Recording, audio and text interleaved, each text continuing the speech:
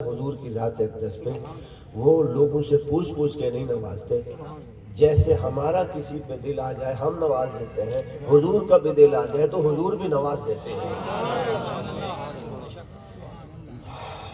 میں بات کو دیکھیں نا، میں نے دیسی سی بات شروع کی ہے. انہوں نے مجھے ڈاکٹر کہہ دیا، اللہ کچھ بھی نہیں ہو. آپ نے دیکھا باتیں سیدھی سیدھی، کسی کی سمجھ آ جائے تو بڑی بات ہے. لیکن آپ محبت سے بیٹھو، آپ کو سمجھ بھی آ رہی ہے، آپ کی سبحان اللہ بتاتی ہے. جبکہ میری طرف سے مطالبہ نہیں، نہ سبحان اللہ کا، نہ نعرہ تکبیر کا، نہ واہ واہ کا. سمجھ آ جائے تو آپ خود کہہ دیں، دل میں کہہ دیں اللہ دیکھ رہا ہے. جس کے پاس نعمت ہوتی ہے اس کی اپنی مرضی ہوتی ہے. جس پہ اس کا دل آ جائے اسے دے دیتا ہے، اور دل نہ کرے تو لوگ کہتے بھی رہیں تو نہیں دیتا. جیسے ہم پہ کسی کی پابندی نہیں ہے، حضور پہ بھی پابندی نہیں ہے، حضور کی مرضی ہے. اور دیکھو بخاری شریف کی حدیث ہے، چیپٹر کا نام ہے باب الرؤیا، خوابوں کا باب. خواب جانتے ہیں نا، بندے کو سوتے ہوئے جو کچھ نظر آتا ہے اس کو خواب بولتے ہیں. حضور کے الفاظ، حضور کی حدیث، حضور نے کیا فرمایا، نوازنے کی بات کر رہا ہوں. اور پھر ریاض الجنہ سے اس کو جوڑوں گا. حضور صلی اللہ علیہ وسلم نے فرمایا، من رآنی فی المنام فسیرانی فی الیقظہ، کہ جس نے مجھے خواب میں دیکھا دیکھ لیا. سبحان اللہ. دیکھ لیا. بس خواب تک ختم نہیں ہو گئی بات. اب جب مجھے دیکھے گا تو جاگتے ہوئے دیکھے گا. اور آپ جانتے ہیں کہ خواب اپنی مرضی سے، دیکھیں آپ سیانے پڑھے لکھے قابل ہیں، مان لیتے ہیں کہ آپ اللہ کے ولی ہیں. آپ کہیں میں اللہ کا ولی ہوں، میں آج یہ فیصلہ کر کے سو رہا ہوں، میں فلانی چیز کے بارے میں خواب دیکھنا چاہتا ہوں اور آنا چاہیے. بتائیے خواب آئے گا؟ نہیں آئے گا. خواب کی بھی اپنی مرضی ہے. اچھا پھر اگر خواب دیکھتے بھی ہیں تو کیا نظر آتا ہے؟ آپ پابند کر سکتے ہیں کہ مجھے فلانی فلانی شے نظر آ رہی؟ کر سکتے ہیں؟ نہیں. کسی کو خواب آ گیا، خواب پہ کوئی پابندی نہیں ہے. نہ بندے نے اپنے آپ کو خواب کے قابل سمجھا ہے، نہ سوچا ہے کہ یہ نظر آئے. لیکن ایک بات ضرور ہے، خوش نصیب ہے وہ بندہ جو دعائیں کر کر کے سوئے، یا اللہ مجھے خواب آئے تو مدینے کی زیارت ہو. یہ بات خوبصورت ہے کہ نیت اچھی ہے نا، نہ آئے نظر. خواب ہمارے پابند نہیں ہے، لیکن بندہ نیت تو کرے نا. اور دیکھو کیسے سوئے، دلوشی پڑھیے.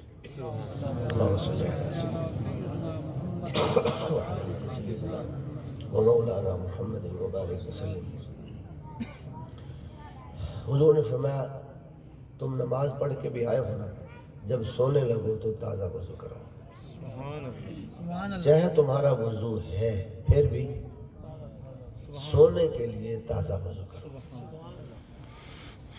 سونا چاہتے ہو اور پتہ ہے جیسے آنکھ لگے گی وضو ٹوٹ جائے گا، لیکن حضور نے فرمایا وضو تمہارا ہے بھی صحیح، سونے لگے ہو تو وضو تازہ کرو. دیکھیں سونے کے لیے بھی وضو تازہ کرنے کا حکم حضور کا ہے، اور ہم وضو اس لیے نہیں کرتے کہ نماز پڑھنی پڑ جائے گی. یہ بھی مزاج ہے. جزاکم اللہ. نعرہ تکبیر، نعرہ رسالت، نعرہ خلافت، نعرہ حیدری، علماء اہل سنت. لوگ مسجد کے قریب اس لیے نہیں جاتے کہ وضو کرنا پڑ جائے گا، پھر مسجد میں کچھ دیر بیٹھنا اٹھنا بیٹھنا پڑ جائے گا. حضور فرماتے ہیں سونے لگو پھر بھی وضو کرو. اور جو اولیاء کرام ہیں، اولیاء کرام وہ کہتے ہیں حضور نے کیوں فرمایا ہے کہ وضو کر کے سو؟ وضو کر کے سو گے تو جس نے وضو کا کہا ہے اس کا کوئی مقصد تو ہے نا. دیکھیں جتنے بھی کام ہیں ہم شریعت سمجھ کے، سنت سمجھ کے اور اللہ رسول کا حکم سمجھ کے کرتے ہیں. ہر ایک کے پیچھے کوئی نہ کوئی فلسفہ ہے، کوئی نہ کوئی مقصد ہے. سونے لگا ہے بندہ، ممکن ہے موت بھی آ جائے، وضو کی کیا ضرورت ہے؟ بظاہر ایسا لگتا ہے کہ آپ کا وضو ہے، پھر آپ وضو کریں گے تو پانی ضائع ہوگا، اس کا بھی تو حساب ہوگا. حضور نے فرمایا اس کو چھوڑو، یہ حساب جانے اور میں جانوں. تم سونے لگے ہو نا، وضو کر کے سو. ٹھیک، وضو کر کے سو. کیوں؟ اولیاء کرام فرماتے ہیں حضور صلی اللہ علیہ وسلم نے ایک اشارہ دیا ہے کہ تم وضو کر کے سو گے نا اور اگر وضو کر کے سوتے ہو نیند آ جاتی ہے میں بھی آ سکتا ہوں، میں بھی آ سکتا ہوں۔ تو دیکھیے مسجد میں جاتے ہو تو وضو کرتے ہو نا، حضور کی زیارت ہو اور بے وضو ہو، حضور نے خود فرما دیا وضو کر کے سونا۔ باقی اور بھی بہت سارے فائدے ہیں، میں بھی آ سکتا ہوں۔ اور کسی کو خواب میں حضور کی زیارت ہو جائے، اور اللہ کرے ہو جائے، سچے دل سے کہو، ویسے کہو کہ جیسے واقعی رب سے بڑی شے مانگ رہے ہو، حقیقت ہے نہیں پتہ، دروازے کھلے ہوتے ہیں، پتہ نہیں کس کی آمین قبول ہو جائے۔ آمین شک۔ اللہ اکبر۔ وضو کر کے سو جاؤ، خواب آ گیا، حضور صلی اللہ علیہ وسلم کی زیارت ہو گئی۔ اب صبح جب بندہ اٹھتا ہے کہتا ہے میں اور دیدار رسول میں تو اس قابل ہی نہیں۔ حضور فرماتے ہیں تو بتا ہے کس قابل، تو کسی قابل ہے صحیح؟ قابل سے قابل آدمی جب اس سے کوئی پوچھو نا، یقین جانے وہ اکڑ کے نہیں کہتا کہ میں اس میں ایکسپرٹ ہوں، کہتے ہاں بس بڑا سب کچھ ہے، یاد سب کچھ ہے، بس کچھ آتا ہے، لیکن اکڑ کے نہیں کہتا۔ وہ سمجھتا ہے کہ سب کچھ ہونے کے باوجود بھی میں ککھ نہیں ہوں۔ صبح اٹھتا ہے کہ میں اور زیارت مصطفیٰ، یہ تو عجیب سی بات ہے۔ ہم پوچھتے ہیں کہ تو کسی قابل میں تھا، یہ ان کا کرم ہے کہ تجھے اس قابل بنا دیا۔ چلو خواب آ گئے، حضور کی زیارت ہو گئی، اب پھر تیری ڈیوٹی ختم، اس خواب کے بعد حضور کی ڈیوٹی شروع۔ حضور نے فرمایا نا پھر میں جاگتے ہوئے ملوں گا، حضور نے فرمایا نا۔ اب ذرا دیکھیں شان مصطفیٰ، مقام و مرتبہ مصطفیٰ، تم کہاں ہو، تمہارا نام کیا ہے، تمہارا مکان نمبر کیا ہے، تمہارا گلی محلہ کیا ہے، تمہارا ملک کیا ہے، تم کس قوم کے ہو، حضور جانتے ہیں۔ اور پھر مرنے سے پہلے حضور نے جاگتے ہوئے ملنا ہے۔ جیسے آپ جاگ رہے ہیں نا، اسی طرح جاگتے ہوئے آپ نے حضور کو دیکھنا ہے۔ حضور کو ایڈریس کس نے بتا دیا ہے؟ حضور کو کس نے بتا دیا تیری اتنی عمر ہے، اتنے دنوں بعد تو مر جائے گا۔ حضور انتظار میں ہے کہ مرنے سے پہلے ٹائم دیا ہوا ہے، اس کو ملنا ہے۔ تمہاری ڈیوٹی ختم، حضور کی ڈیوٹی شروع۔ اور مرنے سے پہلے حضور خود تشریف لاتے ہیں، تمہیں جانے کی ضرورت نہیں پڑتی۔ اس لیے وضو کر کے سویا کرو کہ کسی دن حضور بھی آ سکتے ہیں۔ اچھا نہ آئے، فرض کریں نہ آئے، انتظار تو ہے نا، یہ کم ہے۔ مختلف چیزوں کے لوگ انتظار کرتے ہیں، جیسے آپ میں سے جو ہر وقت موبائل پہ لگے ہوتے ہیں وہ پھنسے بیٹھے ہوں گے، یار جان چھوٹے اور پھر موبائل دیکھیں گے، میسج پڑھیں گے، فیس بک دیکھیں گے، فلاں پھنسے بیٹھے ہو نا، جو اس کے عادی ہو، جو مجبور ہو، انتظار ہے نا، گھڑیاں ختم ہوں گی ہم دیکھیں گے۔ یقین جانیے ایک بندہ مومن کو یہ انتظار تو رہتا ہے نا، یار آج نہیں کل نہیں پرسوں حضور آئیں گے تو صحیح بات ہے۔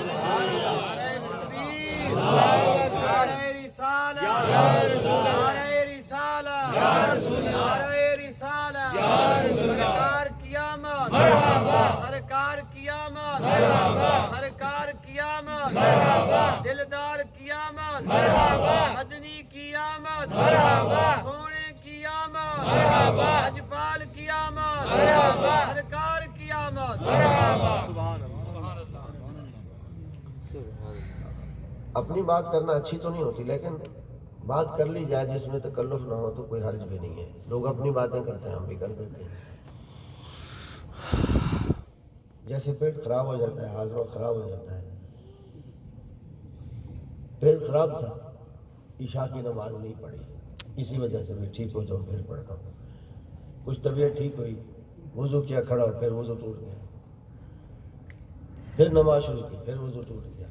میں نے خود عشاء کی نماز کے صرف فرض 2 سنتیں اور 3 وتر پڑھے، مجھے 3 گھنٹے لگے، بڑی مشکل سے نماز ادا کی۔ لیکن اس نماز کے بعد نماز ہے تو کوشش یہ ہوتی ہے کہ قضا بھی نہ ہو اور باجماعت ہو، کوشش یہی ہوتی ہے، ہمیشہ کوشش یہی ہوتی ہے۔ لیکن وہ باجماعت نہیں ہوئی، 3 گھنٹے لگے مجھے نماز پوری کرنے. میں نے کہا پڑھنی ضرور ہے. اور میرا خیال یہ تھا کہ یار جو حال ہو گیا ہے تو ممکن ہے مر ہی جاؤں. ممکن ہے موت تو آ ہی سکتی ہے. اس ڈر سے کہ یار میرے ذمہ یہ نماز تو نہ ہونا. نماز تو مجھ پہ فرض ہے، میں ہوش میں ہوں. بے ہوش ہو جاتا تو نماز معاف تھی، لیکن ہوش میں ہونا پوچھا جائے گا.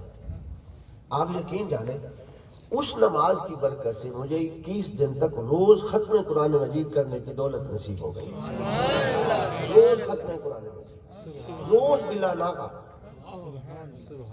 بتائیے ہے تو ایک نماز میں ساری ملا کے 11 رکعتیں بنتی، تو 11 رکعتوں کا فائدہ کتنا تھا آپ اندازہ لگائیں.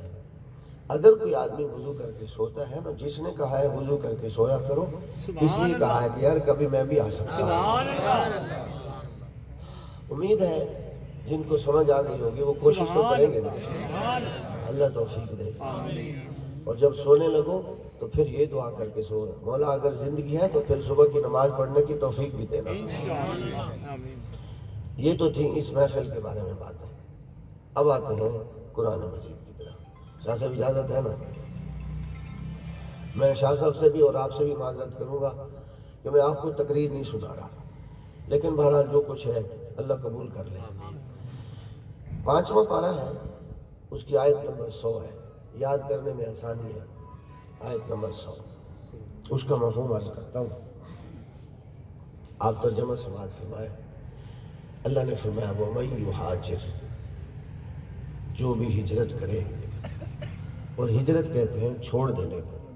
علاقہ، کاروبار، گھر بار، بیوی بچے، ساری چیزیں چھوڑ دینے کو کیا کہتے ہیں؟ ہجرت. اور ہجرت جیسے حضور صلی اللہ علیہ وسلم سب کو چھوڑ کے مدینے چلے گئے تو وہ ہجرت تھی. ٹھیک ہے، اللہ نے یہی فرمایا ہے. اور اسی موقع پر یہ آیت نازل ہوئی وَمَن یُہَاجِرْ، جو بھی ہجرت کرے فی سبیل اللہ، اللہ کی خاطر. کس کی خاطر؟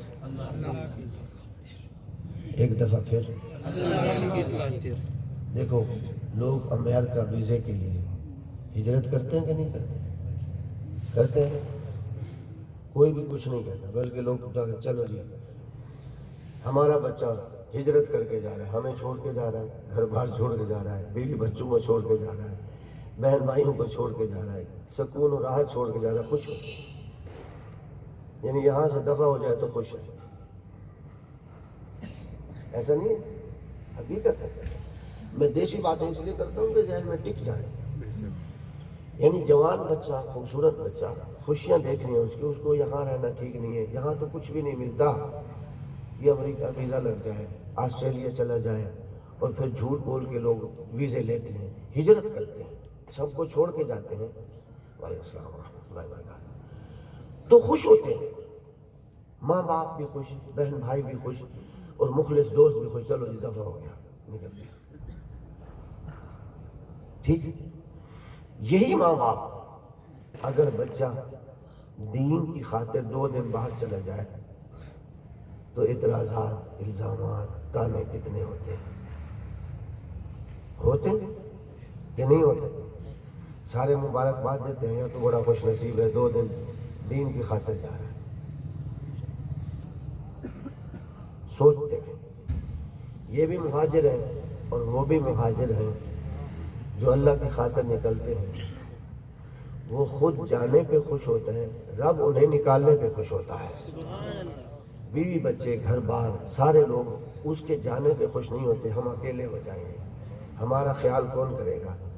وہ بھی خوش ہوتا ہے کہ دنیا کے لیے تو سب کوئی، ہر کوئی سب کو چھوڑتا ہے، میں وہ ہوں، میں رب کی خاطر سب کو چھوڑ چھاڑ کے جا رہا ہوں.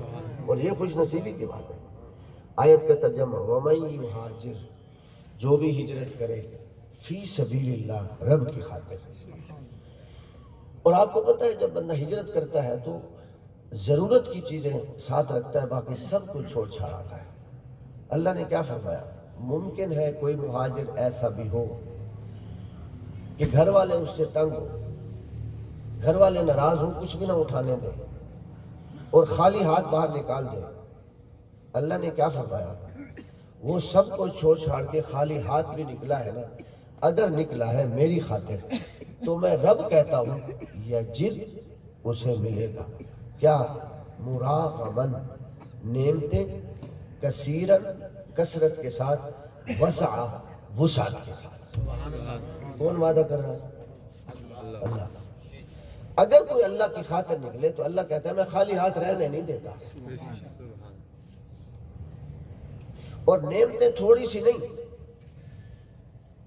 سی نہیں کثیرن وسع کثرت کے ساتھ نعمتیں اس کے قدموں پہ. سبحان اللہ سبحان اللہ. ٹھیک آگے وَمَن يَخْرُجْ مِن بَيْتِهِ مُهَاجِرًا إِلَى اللَّهِ وَرَسُولِهِ اسی آیت کا حصہ ہے. جو بھی ہجرت کرے اور گھر سے نکل پڑے اللہ اور اس کے رسول کی خاطر. کس کی خاطر؟ اللہ اس کے رسول کی خاطر. رستے میں نکل پڑا ہے, گھر کو چھوڑ دیا ہے, تو پھر کیا ہوا؟ کیا وہ منزل مقصود پہ پہنچا؟ اللہ نے فرمایا نہیں. ثم یدرکہ الموت, گھر سے نکلا ہے, راستے میں کہیں بھی اسے موت آ گئی ہے, لوگوں کی نگاہ میں وہ ناکام ہے, گھر بار بھی چھوڑا, منزل پہ بھی نہیں پہنچا, درمیان میں رہ گیا, نہ ادھر کا نہ ادھر کا. لوگ یہ کہتے ہیں. اللہ نے کیا فرمایا؟ اگر اسے موت آ جائے, میرے ہاتھ میں ہے نا زندگی اور موت, میں اسے پہنچا بھی سکتا ہوں, مجھ سے تو کوئی پوچھنے والا نہیں ہے. لیکن موت آ جائے تو اللہ کیا فرماتا ہے؟ فقد وقع اجرہ علی اللہ, جتنا اجر اسے منزل پہ پہنچ کے ملنا تھا, گھر سے پاؤں باہر رکھتے ہی موت آ گئی ہے, میں نے اس کی روح قبض کر لی ہے, تو اجر پورا دوں گا. اجر پورا دوں گا. ترجمہ ہے, تشریحات نہیں ہے. وَكَانَ اللَّهُ غَفُورًا رَحِيمًا, اللہ بخشنے والا ہے. اللہ یعنی مطلب گھر سے نکلا ہے انسان ہے, غلطی ہو گئی ہے, نکلا رب کی خاطر ہے, پھر بھی غلطی ہو گئی ہے. اللہ نے کیا فرمایا؟ میری خاطر نکل پڑا ہے نا, غلطی اس کی قسمت میں لکھی تھی. غلطی فطرت کا حصہ ہے, اس نے غلطی کر دی ہے, تو اللہ فرماتا ہے میں غلطی کو خود بخود اگنور کر دوں گا, معاف کر دوں گا. وہ معافی مانگے نہ مانگے, میری خاطر جو نکلا ہے گناہ میں خود بخود معاف کر دوں گا. سبحان اللہ سبحان اللہ. آگے ہے لفظ رحیمہ, آگے لفظ ہے رحیمہ. اللہ نے کیا فرمایا؟ توجہ, اس نے کی ہے غلطی, رب نے گناہ معاف کر دیا. سبحان اللہ. اگر اس غلطی کی جگہ نیکی کرتا تو انعام ملتا نا, لیکن اب نیکی نہیں ہوئی, غلطی ہو گئی ہے. اللہ نے کیا فرمایا؟ اس کی جگہ اگر کرتا نیکی تو انعام ملتا, درجہ بلند ہوتا, لیکن ہو گئی ہے غلطی, میں نے غلطی بھی معاف کر دی ہے اور درجہ بھی بڑھا دیا ہے, اس لیے کہ نکلا میری خاطر ہے. اب آپ اندازہ لگا لیں, اس میں یقین جانیے, تشریحات نہیں ہے. اچھا میں آپ سے پوچھ لیتا ہوں, سورت کون سی ہے؟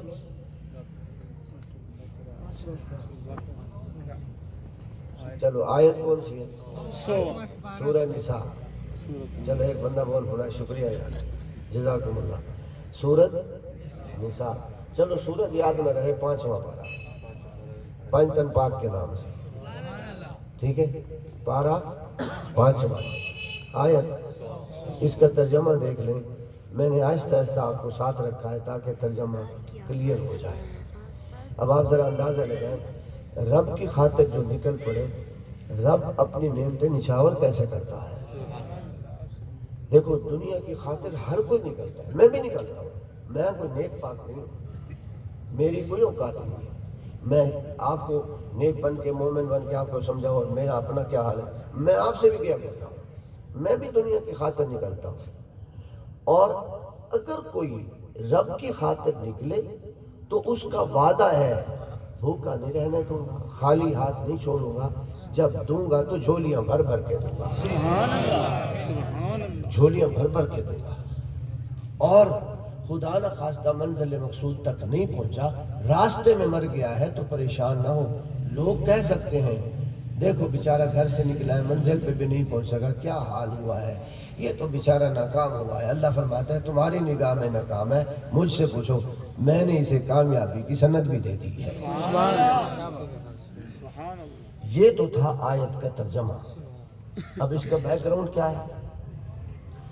بیک گراؤنڈ یہ ہے، جب اللہ تعالیٰ نے آپ صلی اللہ علیہ وسلم کو ہجرت کی اجازت دی تو جو مسلمان تھے ان کو اجازت نہیں دی، ان پہ ہجرت فرض تھی۔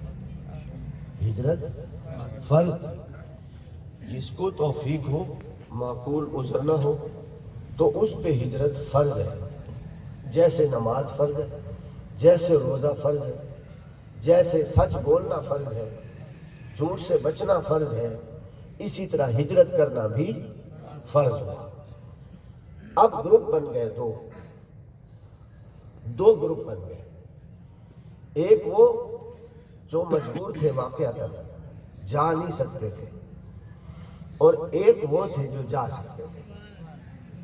پھر جو جا سکتے تھے ان کے دو گروپ بنے، کھڑے تھے، ان کو پتہ ہے کہ ہم جا سکتے ہیں، وہ نکل پڑے، جیسے حضور گئے وہ بھی نکل پڑے، کچھ پہلے کچھ بعد۔ اور دوسرا گروپ کیا تھا؟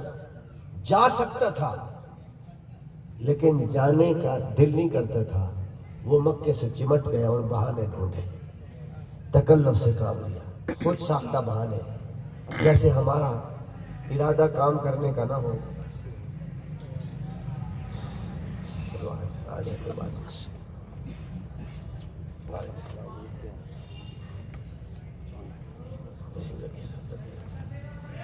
دروشی پڑھے، اللہم صلی علی سیدنا و مولانا محمد وعلی آل سیدنا و مولانا محمد وبارک وسلم۔